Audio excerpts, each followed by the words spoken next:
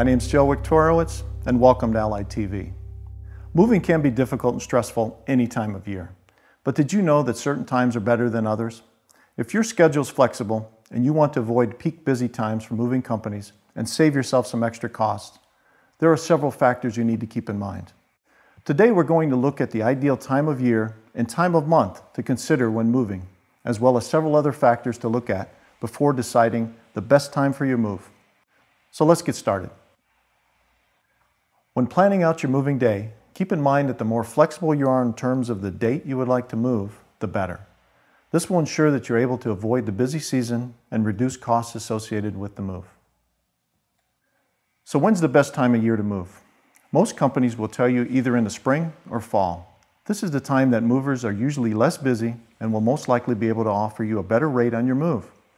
Moving companies are often the busiest through June through September, when children are not in school. But if you want to avoid the extra stress, it's best to forget about June through September and instead focus on spring or fall time. Now that you know the best times of the year to move, let's talk about the best times of the month. Deciding to move at the beginning of a month is usually your best option. Moving companies are busiest mid-month and end of the month. Also, keep in mind that moving on weekends usually will cost you more than moving during the week. If you want to save yourself some extra money, schedule a move at the beginning or end of the week. While time of year and time of month are important considerations to keep in mind, it's also crucial to look at other factors as well. If you have children who are currently enrolled in school, it may be easier on them if you schedule to move over the summer or over a holiday.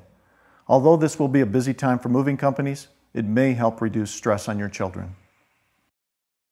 Besides considering children, you should also think about your employment. If moving for work, you may have no say-so when it comes to moving date and time.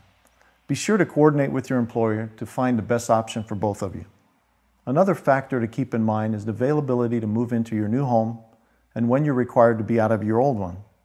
You wouldn't want to schedule a moving day and then realize that your new home isn't even ready to be moved into.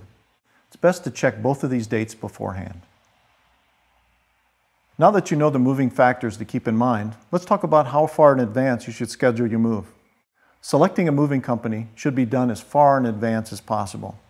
Once you compile a list of your top 3 moving companies, call each of them.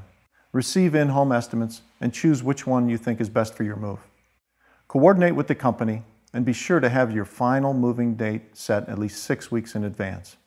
This will ensure you're able to actually move on the date you want and save you a lot of stress and unnecessary hassle. Again, remember that if you choose to move during any of the busy times such as summer, holidays, or weekends, you will most likely be charged more since moving companies up their rates during busier times. If you want to save yourself some money, really consider moving at the other times that we talked about.